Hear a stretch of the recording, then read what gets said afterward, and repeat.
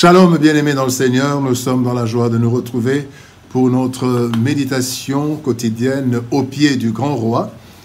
Nous sommes le jeudi 9 novembre 2023 et nous vous saluons au nom de notre Seigneur et Sauveur Jésus-Christ. Nous allons lire un texte dans la première lettre de Jean, le chapitre 4, le versets 7 et 8, et nous lirons seulement dans la version Parole de vie 2017. 1 Jean 4, 7 à 8, Parole de vie 2017, nous dit ceci: Amis très chers, aimons-nous les uns les autres parce que l'amour vient de Dieu. Tous ceux qui aiment sont enfants de Dieu et ils connaissent Dieu. Ceux qui n'aiment pas ne connaissent pas Dieu parce que Dieu est amour. Aimons-nous. Aimons-nous, tel est le thème de notre méditation de ce jeudi 9 novembre 2023. Bien-aimés dans le Seigneur, amour est l'un des mots les plus prononcés dans le monde, dans toutes les langues. Cependant, sa pratique pose sérieusement problème. Ce que plusieurs appellent amour se révèle parfois n'être qu'une recherche égoïste de plaisir se limitant souvent au physique. Et pour une autre partie des humains, l'amour reste abstrait sans aucune pratique. Le texte de ce jour nous révèle que le vrai amour est celui qui vient de Dieu et son application réelle n'est possible qu'à ceux qui sont nés de Dieu et qui le connaissent. Notre amour est donc en fonction de notre connaissance de Dieu ainsi que de notre appartenance à Dieu. Voyons ce que le texte de ce jour nous enseigne. D'abord, parlons de aimer, une exigence divine. Aimer, c'est une exigence divine. Dans Jean chapitre 13, verset 34, la Bible dit « Je vous donne un commandement nouveau. Aimez-vous les uns les autres comme je vous ai aimé, vous aussi. Aimez-vous les uns les autres. Vous aussi, aimez-vous les uns les autres, telle est l'exigence de Christ. Je vous donne un commandement. » Dieu nous exige d'aimer, car humainement, aimer n'est pas facile. L'être humain cherche plus ses propres intérêts. Et chercher les intérêts des autres n'est pas naturellement humain. Aimer réellement, bien-aimé, revient à se sacrifier pour les autres. Selon Jean chapitre 15, verset 13, où il est dit « Il n'y a pas de plus grand amour que de donner sa vie pour les autres ». Aimer réellement veut dire faire du bien à l'autre, même aux ennemis. Matthieu chapitre 5, verset 44, nous demande d'aimer même nos ennemis. Aimer réellement revient à supporter tout de l'autre. 1 Corinthiens chapitre 13 parle de l'amour, qui supporte tout, qui croit tout. Cette exigence non naturelle, c'est le vrai amour, comparable à celui de Dieu qui, comme le dit la Bible dans Matthieu 5, 45, il fait lever le soleil sur les méchants et les bons. Il fait pleuvoir sur les justes et sur les injustes. C'est ça le vrai amour, bien-aimé. Et donc, voilà pourquoi, puisque naturellement l'homme a du mal à aimer, Dieu donne cette exigence. La deuxième chose, nous voulons parler de naître de Dieu pour aimer. Effectivement, comme naturellement, humainement parlant, aimer est difficile, mais alors il faut naître de Dieu pour aimer. Dans Romains chapitre 5, verset 5, la Bible dit « Or, l'espérance ne trompe point, parce que l'amour de Dieu est répandu dans nos cœurs par le Saint-Esprit qui nous a été donné. » Romains chapitre 5, verset 5.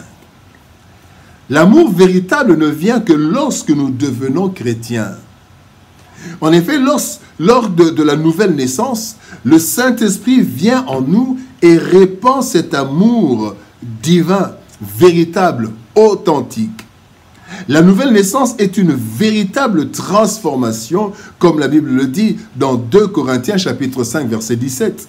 Si quelqu'un est en Christ, il est une nouvelle créature. Les choses anciennes sont passées. Voici, toutes choses sont devenues nouvelles. la nouvelle créature naît avec des dispositions nouvelles, dont l'amour divin perdu à la chute. D'où l'expression « tous ceux qui aiment sont enfants de Dieu ». Le véritable amour, bien-aimé, Dieu répand cela en nous quand nous devenons ses enfants. La troisième chose que nous voulons voir, c'est connaître Dieu pour aimer. Connaître Dieu pour aimer. Dans le texte du jour, la Bible dit « Celui qui n'aime pas celui qui n'aime pas ne connaît pas Dieu ». Donc, connaître Dieu pour aimer. Dans Ephésiens chapitre 3, verset 19, la Bible dit « Vous connaîtrez cet amour qui dépasse tout ce qu'on peut connaître. Vous recevrez toute la vie de Dieu et il habitera totalement en vous. » Lorsque nous naissons de nouveau, le Saint-Esprit vient et déverse en nous l'amour de Dieu. Cet amour doit grandir et arriver à maturité, tel que nous dit Ephésiens chapitre 4, verset 13, il est dit « Jusqu'à ce que nous soyons tous parvenus à l'unité de la foi, de la connaissance du Fils de Dieu, à l'état d'homme fait, à la mesure de la stature parfaite de Christ. » Connaître Dieu, bien-aimé, ce n'est pas avoir des informations sur Dieu, mais bien s'attacher à lui dans une intimité profonde qui nous transforme pour ressembler de plus en plus à lui, à Dieu.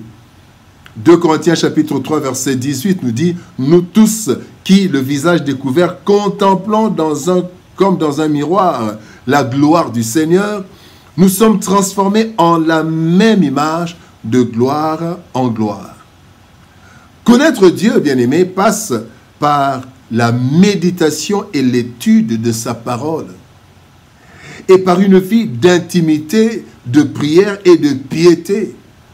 Cela aboutira, bien-aimé, à ce que nous aimions comme Dieu nous aime parce que nous ressemblons à Dieu. Quand nous nous attachons à Dieu par la prière, par la méditation, ce que Dieu veut entre nous et nous devenons, bien-aimés, comme Dieu, nous allons aimer du véritable amour. Il est plus facile de parler d'amour que d'aimer réellement.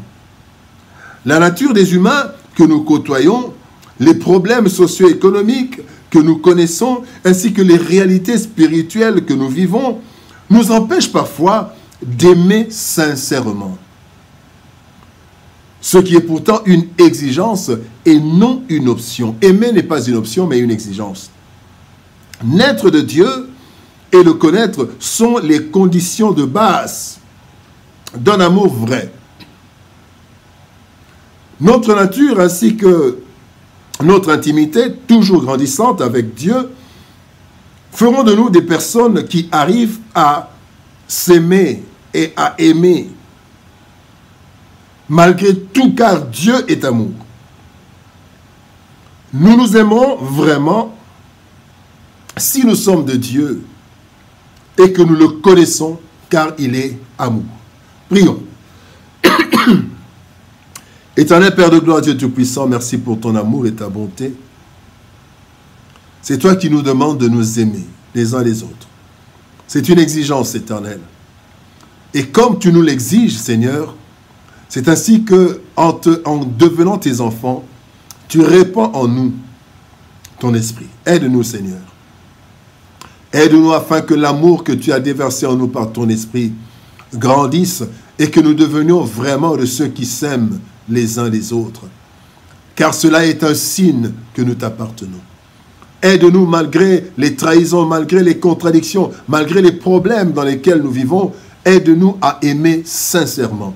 Parce que celui qui n'aime pas n'est pas de Dieu. Or, nous sommes de toi. Ainsi, nous voulons, Seigneur éternel, que ton amour en nous nous permette de nous aimer les uns les autres. Bénis ta parole et bénis mon frère, bénis ma sœur. Au nom de Jésus-Christ, nous avons ainsi prié, Père. Amen. Bien-aimés dans le Seigneur, que Dieu nous bénisse.